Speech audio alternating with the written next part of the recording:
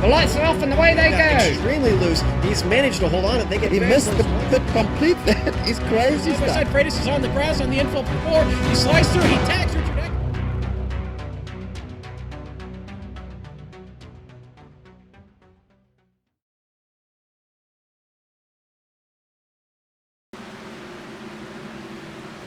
Hello and welcome to Charlotte Motor Speedway for round 7 of a 2015 ASRS AMSOIL Truck Series here, live on the Global Sim Racing channel.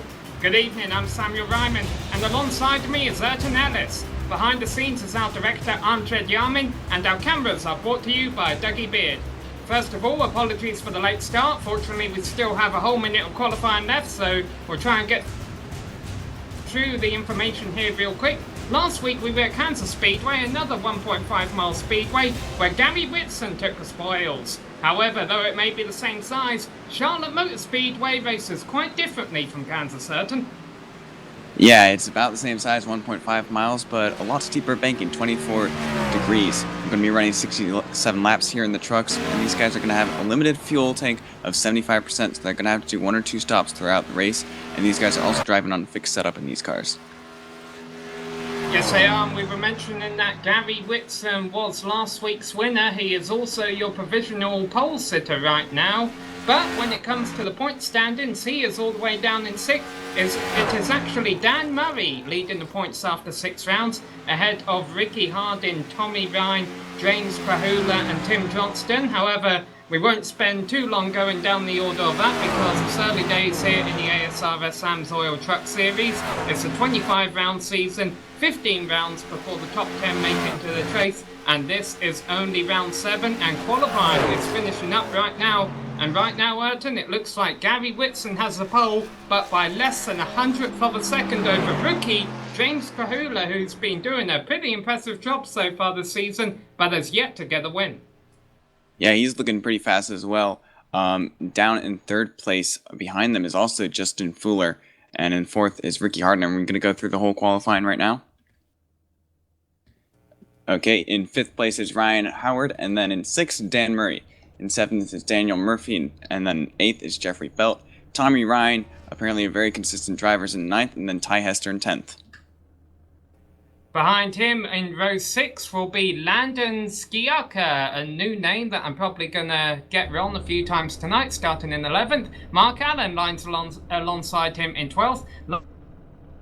Last season's champion, who currently sits 21st in the points, Bryce Whitson. He will be starting from unlucky P13 today. Maybe he'll be able to turn that into a good luck day. We'll wait and see in a few laps' time. Tanner Sharp will be starting from 14th place ahead of Nick DiPalmo and Brandon Jones on the 8th row. John Knoll and Jesse Fowler will be on row 9, and Benny Ellison and DJ Beverly will be rounding out the top 20. And then in 21st is going to be Tim Johnson. Alongside him is Jason Swan, Jeffrey Gillian in 23rd, and then David Gibson in 24th. Michael Krobach is alongside Steve Puhala in 26th, and then Jim Foos in 27th with TJ Graves next to him. Michael Koenig down in 29th, and then Malachi Hamilton in 30th. Yes, and I believe these fields are supposed to be capped at 30 trucks. However, we did have 31 trucks running qualifying here, so not sure who the naughty person is, but Alex Bates, it looks like, will be starting 31st in the number 22 truck. Lined up behind him, who haven't put on the qualifying lap, but we'll wait and see if they start or not, is Stephen Marks, Stephen Petit, and Carson Orbe. So we could have 34 trucks. We'll wait and see. Pace car, the Mustang, Ford Mustang pace car is still sitting on the starting line. It will be only 1 lap, 1.5 miles around the speedway once it decides to get going here, and I have a feeling that should happen any second now. And as we've already said, it is Gary Whitson and James Krahula, separated by less than 100th of a second on the front row of the grid. Now let's talk about James Krahula in that number 8 truck, as finally they get rolling here. Despite the championship standings, which mind you, James Krahula is doing well in that, we also have the Rookie of the Year standings, which James Krahula is absolutely dominating right now. But also the ASRS AMSOIL Truck Series also have a little bracket going on right now, and Charlotte Motor Speedway is playing host tonight to the finale of that bracket. Yeah, it looks like he's going to be up against Brandon Jones for that, who I don't even I don't. Oh yeah, he's down in 16th on the grid. So if Kruhala can finish ahead of him, he might get those $20.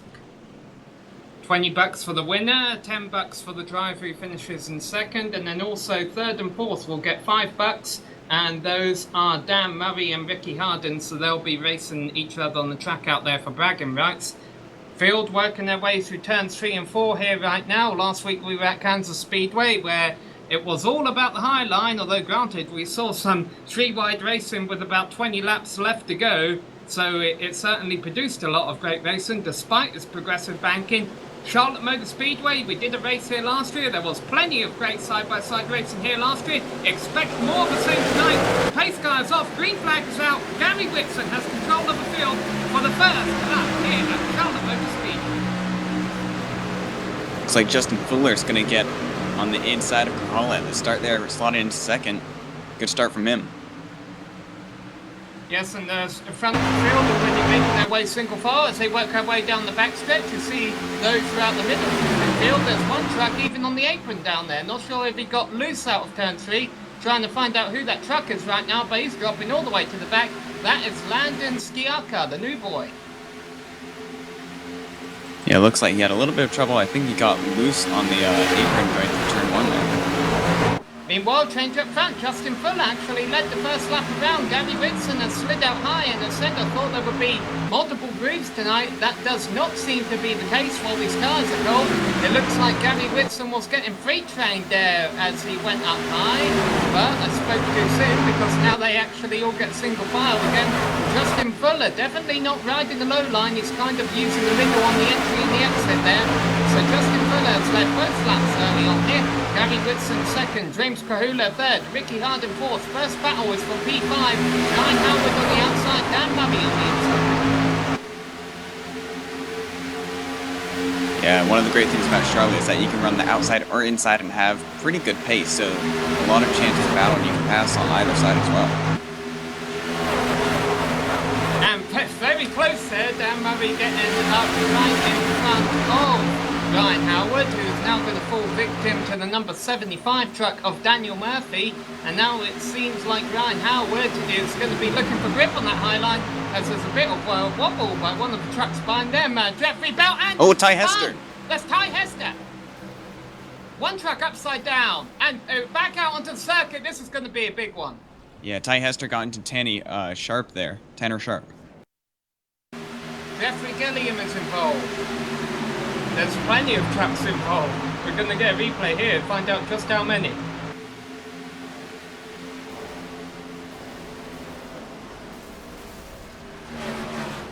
That's Jeffrey Gilliam in that brown truck there. I don't know, that could have actually been a lot worse than what it was. Something we didn't mention before the start of the race are no free repairs in the ASRS AMSOIL truck series. So if your truck is too damaged to continue, we'll see you in 2 weeks in Dover. Looks like most of the trucks involved in that are still driving around the track. I see a blown engine as well. I think that's... Yeah, DJ Beverly there has a blown engine. He's probably going to be headed into the pits this time by. I was trying to watch replay a couple of times. I was almost certain I saw one truck flying up into the fence. So try and watch it a couple more times here. Obviously a lot of trucks down pit road for service. This is a 67 lap race, as we mentioned at the start of the broadcast. It's limited fuel, so they'll get about 30 to 40 laps on fuel, so we could see 1 stop or 2 stops depending on how the strategy goes. We most likely definitely won't get 0 stops. A really early caution here, Tim, but we saw the same last week at Kansas. A couple of early cautions, but once they got the bad eggs, for lack of a better term, filtered out in the first few laps, they were able to get a long green flag stretch in for the rest of the race. Yeah, and it's always bound to happen. Charlotte's one of those tracks where when you have those cold tires, you can go very fast around the track, but also the car can be a little bit sensitive. So just having a little bit of contact sliding up in those corners can really involve an instant. And that's what we saw happen on that backstretch. So I've got the replay, and it was Mark Allen in the number 17 truck who went He didn't just flip over, he was actually knocked out of a ballpark, a home run if you were going for that. Now his truck is at the complete opposite end of the speedway. It is sitting in pit road and a lot of smoke coming out of a 17 truck. The other trucks who are one lap down right now, Landon Sciassa, we saw what happened to him on the first lap. Nick DiPalmo and Jeffrey Gilliam also a couple of laps down. Malarkey Hamilton and Carson Orbay did not start the race, so we had 32 starters there in the end. And it looks like the lights off for pace car. Nope, not quite yet. But they're getting double files, so we can't have too many laps left. I'll tell you, Ayrton, though, we actually have a lot more trucks than what I thought down the pit road with damage. Tanner Sharp is down there. TJ Graves, although granted, I don't think that number 122 truck has damage. He's probably just trying to get some new tires on it. Yeah, it seems like quite a few people. And regarding Landon Sciassa, he was given a black flag on that first lap, which is the reason he headed into pits. DJ Beverly also in the pits with damage. Ty Hester, who was one of the drivers who triggered the incident, but his truck doesn't look too badly damaged. Honestly, given the violence of that, first accident, I have a feeling if there's not any smoke pouring out of your truck right now, you're probably feeling pretty lucky.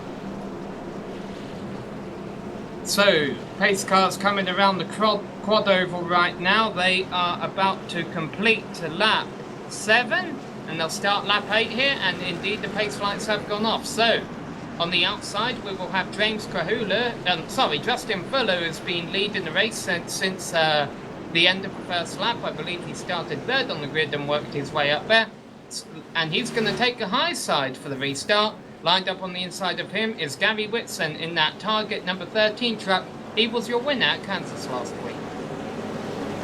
Yeah, high side's not a bad option. It allows you to go full throttle through that first turn as long as Gary Whitson doesn't get a good enough run into the inside. We've had a couple of drivers officially retire from the race, Nick DiPalmo and Jeffrey Gilliam, who were two of the drivers who suffered hard damage in that first incident. Saw Daniel Murphy there running into the apron on the backstretch. I would say it's a bit early to think about fuel conservation, but then you only need to think back as far as Martinsville, where the number 16 truck of Tommy Ryan got the win. Tommy Ryan did that by saving fuel under all the cautions he expected, and that occurred at Martinsville, and he was able to win by not taking any stops. Pace cars down pit road, and we are back racing here again. Justin Fuller gets a good restart. Let's see if he can have Gary Whitson clear headed into the first turn. That looks like he's already won that battle, so let's see how the battle for second shapes out.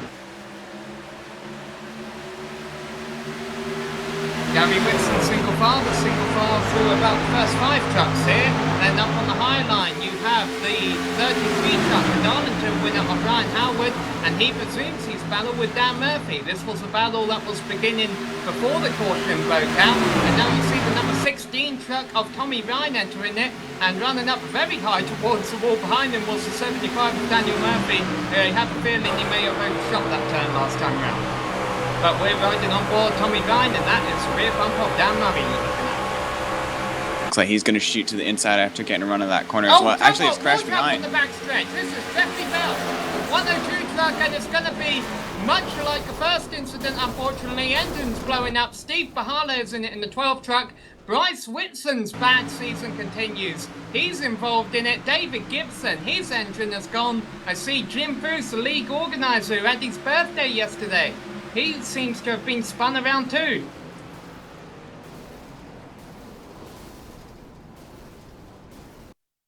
Looks like Jeffrey Belt just turned a little bit into Daniel Murphy.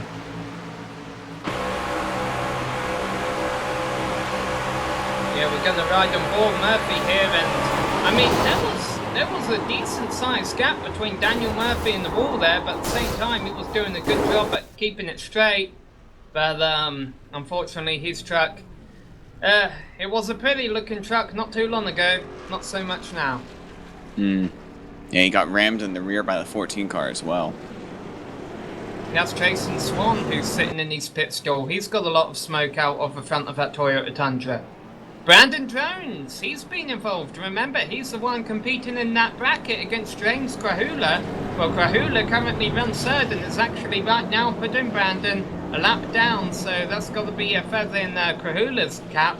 Now, to be honest, so we've had 2 quick cautions here. There's nothing saying, knocking on wood, that we're not going to see a third one of these that could involve Krahula, but right now, the number 8 truck is definitely looking the best for that $20. And the third place battle was taking a little bit of a turn, with Ricky Hardenheisen in 4th place after that, and Dan Murray all the way down in 12th, just coming out of the pits. Yeah, Dan Murray, I'm wondering if he's thinking, hey, if we get a couple more cautions here, we can get it to the end on fuel, because I can't imagine the tyres are that old this early on with the short stints that they've had. Ryan Howard, the driver who had been battling Dan Murray in the red number 33 truck, he was down in the pits as well. TJ Graves, I think he's been in the pits under both cautions, and to just show you how ugly the start of this race has been, he is currently still sitting in 15th place, although that might be incorrect. I'm not sure my time in the scoring's updated. 14th place.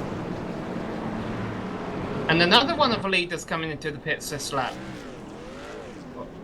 That's Michael Koenig. He was running in 11th place, so he's going to decide to pit under this caution. So really, we're only going to have about 10 trucks who have not opted to come down pit road under this yellow, Ayrton. Yeah, I mean, if it goes green from here, most of these guys wouldn't be able to make it, but with the help of a caution or two, they might be good. I'm wondering if that's a good bet, though, because the guys who pit later, they'll have fresher tires for sure. Would be able to run better in the closing laps.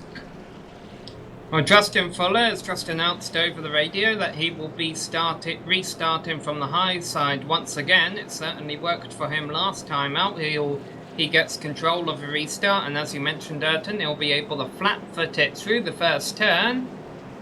Well, the pace lights are still on the pace car, so we're going to take a short break. We're on our second caution here at Charlotte Motor Speedway. We will be back in time for the restart.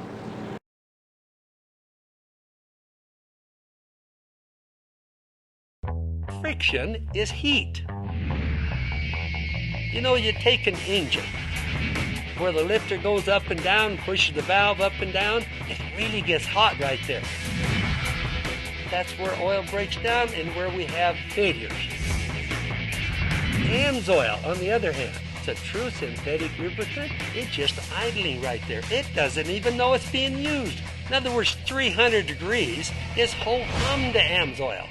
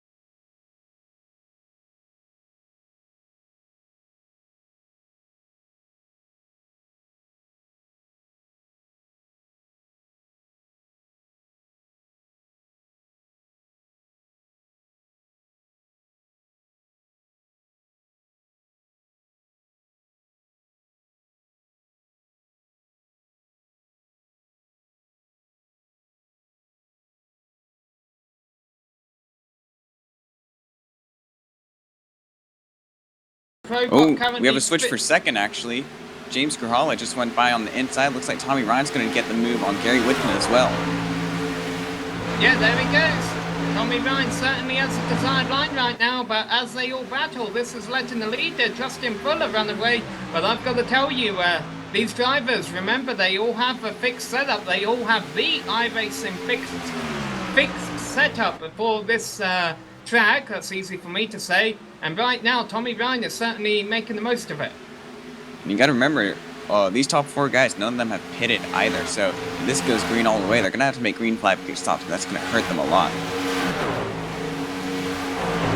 Well, it looks like these drivers have sorted themselves back out. As for the battle from 5th to 10th, that is, well, I was about to say it's not the case, but actually might be the case now. For the first time in a while, they're single file as well. Michael Krobach, Benny Ellison.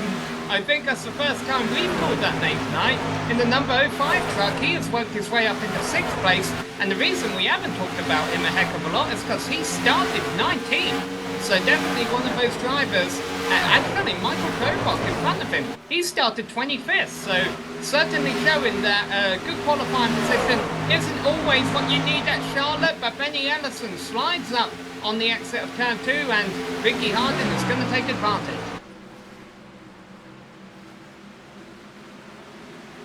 Ellingson defending well. He managed to stick on the outside as Hardin actually got a bad run out of that corner. John Knoll and Dan Murray are going to catch up to him as they're actually battling side by side for that 8th place position.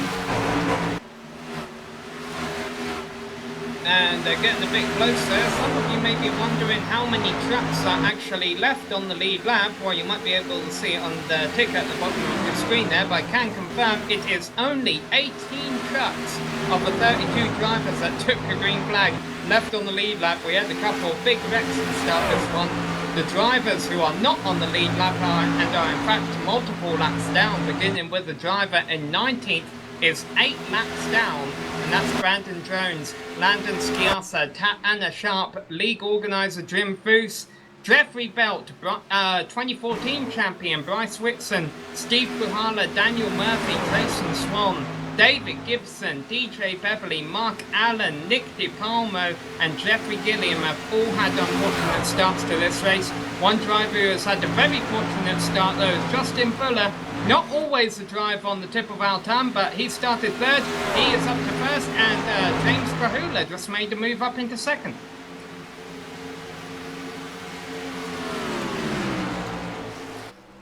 Looks like Ryan falling back again. He's going to give up that position for 3rd to Whitson. But it seems these drivers certain up here are a lot more willing to just give the other track a position and then battle about it a couple of laps later. It's the drivers from 5th through 10th, that first pack we were watching, that they just didn't know who to give a position to, and that has certainly cost them the time that they've lost. Michael Krobach currently in 5th place is about 4 seconds back of a driver in 4th, who is less than 2 seconds back of a leader. Yeah, well, they know that if they battle, they're going to let Justin Fuller just run away with it. As Justin Fuller is actually going by a lap car. I think that's Tanny Sharp, 12 laps down. Tanner Sharp. Yeah, Tanner Sharp, a 26 truck. He's usually a regular top 10 contender, but as you can tell, his truck, his Silverado, has seen better days. They build these trucks tough, but only so tough, and that just shows you how fast these guys are going down the backstretch here at Charlotte. Tanner's going to get involved in this battle for 3rd here, but Gary and Tommy neatly go underneath him, and there shouldn't be too much of a hold up there. This battle for 7th is pretty interesting because Danny Murray and Ricky Hardin are 2 of the leaders in the standings. They're also battling for that bracket for 3rd place. Yes, they are, and let's not forget that Dan Murray is on new tyres. I can't remember. I don't think Ricky Hardin came into the pits. No, he didn't, because remember, he restarted in the top 5. So, for whatever reason, his tyres seem to have burned off a little bit here. Yeah, he was in that top 5 at the start, and he had that mistake and has dropped down since then. So, Dan Murray has the tyre advantage. Looks like ahead of him, Benny Ellison got a little bit of a weak exit. Dan might try to make a move out of it. They're coming across the lap car. of Sharp at this moment. Well, Tanner Sharp's going to try and stay high and out the way, but unfortunately there's only so much room on the front stretch. Might go through wide. Yeah, Benny Allison is going to get picked behind it. Unfortunate for Ellingson. Yeah, but he's able to still be in front of Ryan Howard. Ryan, though, who has been racing with Dan Murray most of the race, all of a sudden Dan Murray finds himself about a second ahead of Howard. Howard is down in 9th and Murray has moved up into 6th place. So Dan Murray, I have a feeling, we'll see him make a couple of moves within these next couple of laps. We are already working lap 34. We are currently halfway, and I have a feeling, Ayrton, that if we keep going green, those drivers who haven't made a pit stop yet are going to begin regretting it. Yeah, well, yeah, I think everyone's going to have to make a pit stop because Dan Murray was pitting early, hoping for a caution. And there goes Ryan Howard. He just made his move on the truck there, and now he's going to try and run down 7th place. Looks like Murray got a run. He's going to shoot to the inside of Krobach. Makes it cleanly, very quickly. So Dan Murray works his way up into the top 5. He has those new tyres. And let's not forget, even though he is currently 5 seconds back of a leader and may have to stop again, even if he does, it wouldn't have to be as long of a stop. And another thing, Ayrton, we haven't... Oh, and there's smoke on the front stretch. Who's that coming from? That's Brandon Jones. He's a lap car. He's moving to the apron, so he's going to get out of the way for these guys. Very smart decision there by Brandon Jones, and I have a feeling that's pretty much just gave James Kahula $20. But what I was going to, Ayrton, we haven't talked about pit entry and pit exit here a lot yet. Pit exit can be just as difficult as pit entry, as you found out during one of our broadcasts here. Looks like a move from Whitson gets him into 2nd place. But is going to get another run. Is he going to try to make a move? Or is he just... No, he's going to sit back. Yeah, these guys know that they don't want to lose any more time. And these were the two who were battling for the win last week at Kansas. James Kahula pretty much dominated the race. However, when all was said and done, it was Gary Whitson who took the checkered flag first.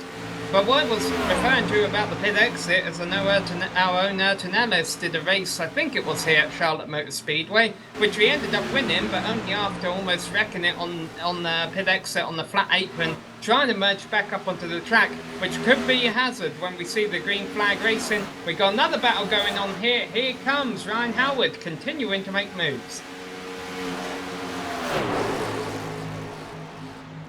Looks like Ricky Harden's going to try to slip in as well on the inside of Krobach. Krobach still side by side with Ryan Howard as they're going across the front stretch. These guys have also lost some time from Dan Murray with this battle as well. Krobach still on the outside, trying to defend that position. Looks like Howard's going to get it in this corner. Allows Harden to sneak in there as well. I don't think he's got the run out of the corner though. No, but he'll try again up turns 3 and 4. They're coming around to complete lap 39. Haven't heard any chatter yet of trucks thinking about coming into the pits, but we'll certainly begin to see some lines now. There's a battle behind him. Ricky Hardin, I believe that was, got a bad exit out of turn 4. He's going to lose the position to Benny Allison, and just see how that sudden switch of position loses them about 5 truck lengths to the truck in front of Michael Krobach. However, Ellison has such a run going, he's almost ate that all up already.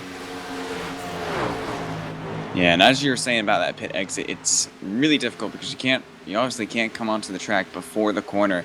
That's very unsafe for drivers coming across that front stretch into turn 1, so you have to try to get around that apron as fast as possible, and when you're trying to drive at the limit, it's easy to lose the rear end of the car. Also, the pit entry is tough as well, because you gotta try to get in there as fast as possible without getting a speeding penalty as well. Looks like Kruhala is actually trying to make a move on Whitson, going on the inside through turns 3 and 4. Looks like he might finish it as they go across the front stretch now. Kruhala in 2nd. But as a consequence, they are 1.3 seconds behind Justin Fuller, which doesn't sound like a lot, but I think it's going to have to come down to pit certain. If we continue to stay green like this, who's going to get the best pit stop could almost be the driver who ends up winning this race. Oh, yeah. And I'm wondering... Here goes Whitson. And he is hauling it in there. I hope he got it slowed down in time. Ricky Hardin announcing he's also coming into the pits. So now, since Gary Whitson was one of the front runners and these stops are going to be so crucial and will definitely get them to an end, I want to keep an eye on Gary Whitson's pit stop here. First of all, will he overshoot his pit stall? No, he does not. Let's see how many tyres he takes as the leaders continue to stay out there. Right side's up, right side's only for Gary Whitson. Yeah, same with Hardin. These guys are only taking 2 tires. And Michael Krobach noses it into the inside wall on pit entry. Well, that's certainly not the way to do it. That's going to cost him a lot of time. But doesn't bring out caution because it was off of the racing line. I confess I didn't see if Gary Whitson had a clean track when he merged back onto the track. That could play a key factor. So Justin Fuller continues to stay out. I see Gary Whitson is actually racing Ryan Howard right now, but with those 4 Dr. Feelgoods on his truck, that battle should be easily resolved. Let's see, Justin Fuller now working his way into turn 3 with still green flag here at the speedway. Working his way out of turn 4, and there are exhaust flames coming out of Fuller's truck.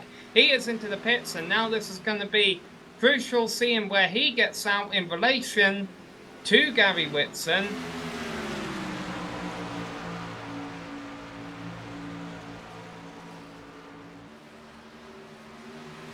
And obviously Dan Murray and Ryan Howard currently leading the race, and Justin Fuller's overshot his pit stall. And now that could be crucial. That could cost him that 1.5 second lead that he had over Gary Whitson and James Kahula, and he's taken 4 tyres. So that could actually help him at the end of the race. He might have the fastest truck. Let's see where he comes out in relation to Whitson and Kahula. Whitson in 1. Whitson's going to beat him. Yeah, that was Dan Murray who just went by. There goes Whitson. So yeah, drops to 3rd. Who are you putting your money on here, Tim? Because all of a sudden, the driver who's been leading the race is down in what will end up being, because that's Ryan Howard in front of him. That's a lap truck. Sorry, not a lap truck. It's actually the driver second right now, but he hasn't pitted yet. So all of a sudden, Justin Fuller is what will turn out to be 3rd place, but he's the only one of the 3 leaders that has 4 tyres. I mean, of any of the drivers, he could afford it too, because he's close enough that he'd be able to close in on these guys before the end of the race as well. And with that tire advantage, it could really help him. Yeah, and there goes Fuller by Howard. Meanwhile, Dan Murray, who is right now the leader of this race, was holding up Gary Whitson exiting turn 4 right there. But mind you, Gary still got that lead over James Kahula. I confess I didn't see James' stop, but I have a feeling he took 2 tyres there. Yeah, he took 2 tires. He came out right behind Whitson. Looks like Whitson was actually getting held up a little bit by Dan Murray with side-by-side for a couple of corners. That allowed Kahula to close in on both those guys. 48 laps in the book, 19 laps to go. Now obviously what these leaders are going to want is a caution flag, because Gary Whitson is in 9th place right now overall. The 8 trucks who have not pit are Dan Murray, Ryan Howard, Stephen Petit, Alex Bates, Stephen Marks, TJ Graves, Michael Koenig and Ty Hester. They are your top 8 right now, and 5 of those top 8 started 28th or worse. Looks like Kruhala going past Dan Murray now. He's got Gary Whitson in these sights. And we spoke to Kahula right behind Kansas, right after Kansas rather, and he was not satisfied with 2nd position. Murray coming in. And there comes Dan Murray into the pits. But what I was saying, Kahula was not satisfied with 2nd position at Kansas, and it was that driver in front of him, Gary Whitson, who was the only driver that beat him over the checkered flag, and now he has a 2nd chance to prove he can beat the... and there's a caution!